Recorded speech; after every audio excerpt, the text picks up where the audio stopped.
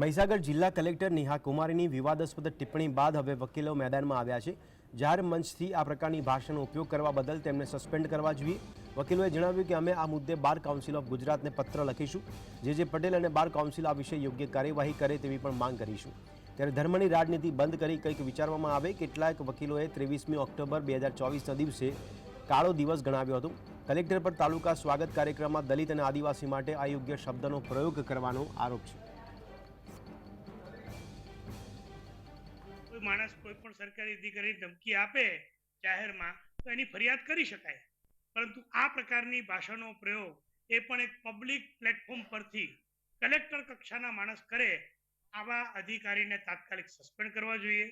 advocates केर society जे छेल्ला 3 वर्षथी अस्तित्वमां छे अने वकीलोना प्रश्नो माटे वाचा आपे छे, ए आ प्रकारनी वकीलो विरुद्धनी भाषाने सखत शब्दोमां